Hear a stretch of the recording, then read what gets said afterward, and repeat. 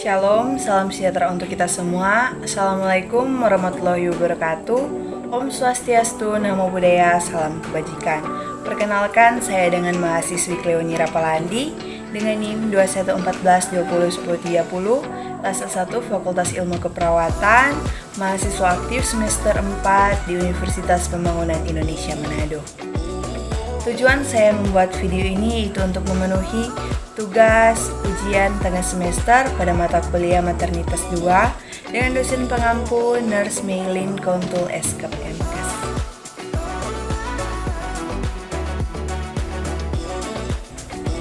Pengertian kanker payudara. Kanker payudara adalah kanker yang terbentuk di jaringan payudara. Kanker payudara terjadi ketika sel-sel pada jaringan di payudara tumbuh secara tidak terkendali dan mengambil alih jaringan payudara yang sehat dan sakitnya. Kanker payudara bisa berbentuk di kelenjar yang menghasilkan susu atau lobulus, atau di saluran ductus yang membawa air susu dari kelenjar ke puting payudara. Kanker juga bisa terbentuk di jaringan lemak atau jaringan ikat dalam payudara. Meski lebih sering terjadi pada wanita, kanker payudara juga bisa menyerang pria. Kanker payudara terbagi dalam banyak jenis, namun ada 4 jenis yang paling sering terjadi, yaitu ductal carcinoma in situ atau DCIS. Tumbuh di saluran air susu tetapi tidak menyebar ke jaringan sekitarnya.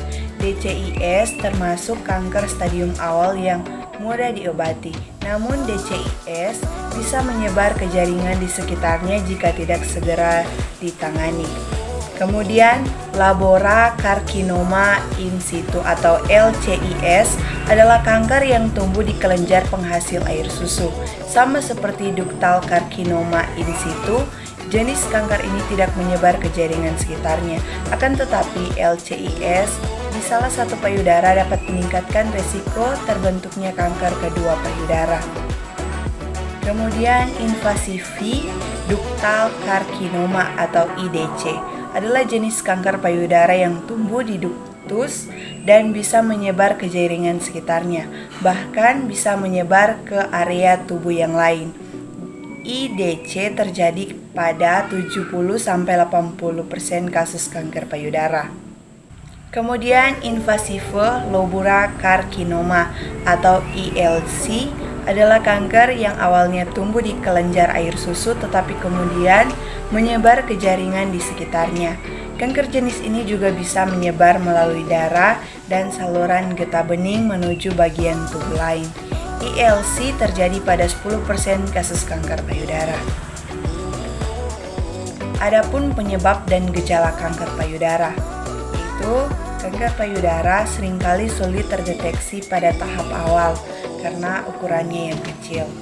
Benjolan baru dapat teraba jika ukurannya cukup besar. Meski demikian, tidak semua benjolan di payudara berarti kanker. Oleh karena itu, pemeriksaan sejak dini penting dilakukan guna memastikan apakah benjolan tersebut kanker atau tidak. Belum diketahui apa yang menyebabkan kanker tumbuh di payudara. Namun, ada sejumlah faktor yang dapat membuat seseorang berisiko terkena penyakit ini.